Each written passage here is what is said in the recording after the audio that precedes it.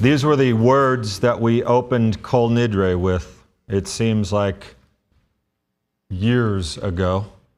But last night we said, I am grateful for this, a moment of truth. Grateful to stand before you in judgment. You know me as a liar. And I'm flooded with relief to have my darkest self exposed at last. Every day I break my vows to be the dutiful child, the selfless parent, the caring friend, responsible citizen of the world. No one sees, no one knows how often I take the easy way. I let myself off the hook, give myself the benefit of the doubt every day, every day. On this day, this one day, I stand before you naked, without disguise, without embellishment, shivering, even ridiculous. I implore you, let me try again.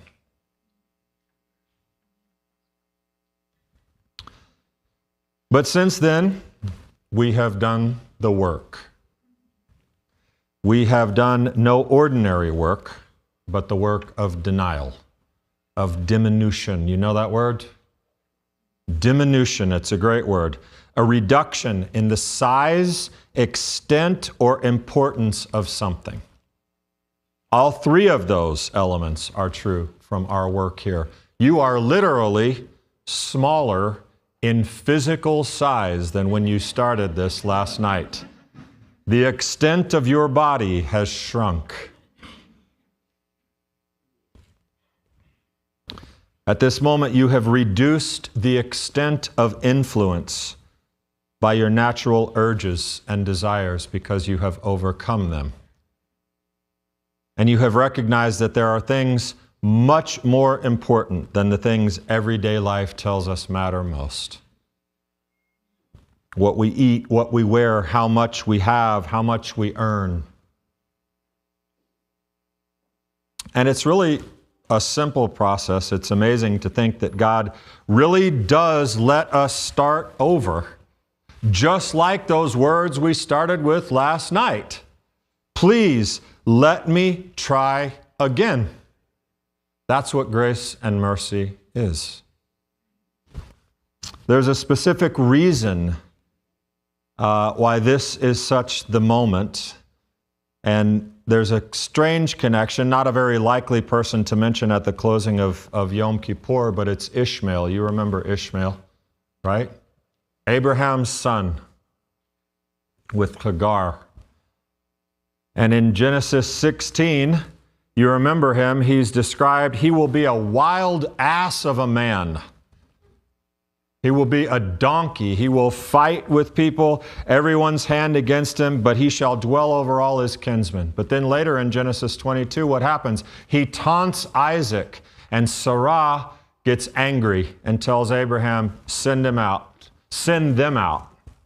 Hagar and Ishmael, and Abraham responds. And it says, she went and sat down over against him a good way off, as it were a bow shot, for she said, let me not see the death of the child.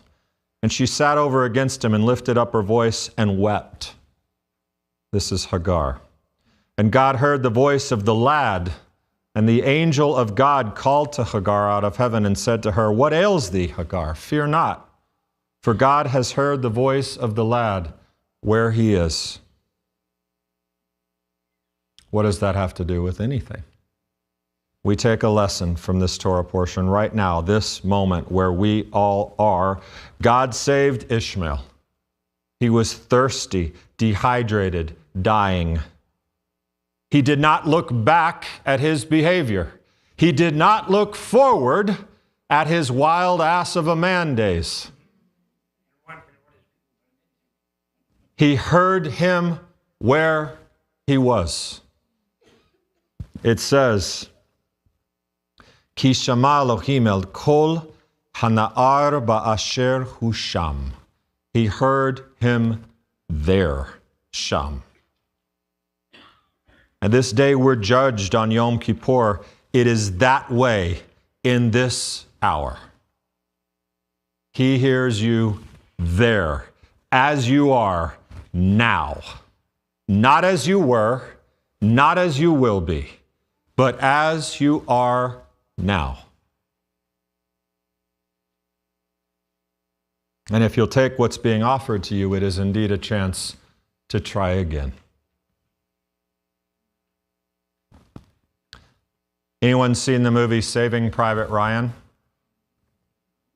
Also an odd Yom Kippur draw-in, a war movie, directed by a Jew.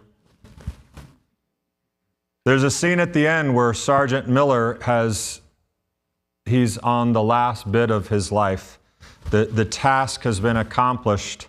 They've saved Private Ryan, and Miller is wounded, whatever it's called, terminally wounded. He's going to die. And Ryan is sitting there watching him die, and he's just feeling all these feelings of he's dying for me. He's a better man than me. He's a good man. All of the other soldiers are watching as Miller's dying. And the guy's screaming, "Medic! Medic!" And he grabs Private. Sergeant Miller is on the ground, and he grabs Ryan, and he pulls him in by his gear. And he whispers in his ear. And he says, "Earn this. Earn it." And he dies.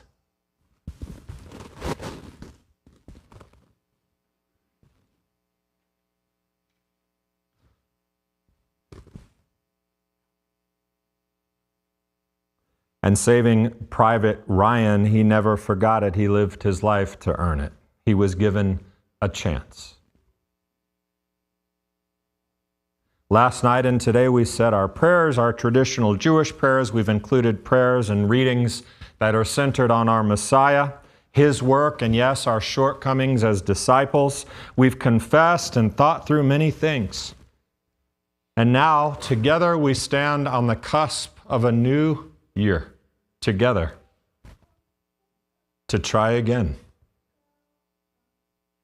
Children of the Most High God, we've asked to try again. Our Father says, "Salachti," I have forgiven. The Messiah says, "Come to me, all who are heavy burdened, and I will give you rest."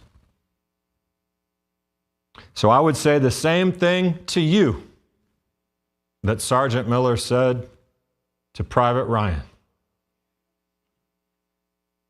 Earn it. Earn this. It's not about works or salvation through deeds. It's simply about gratitude for the life that you have, the life that you've been given, and the chance to try again. From here, where you stand, you can stand up now.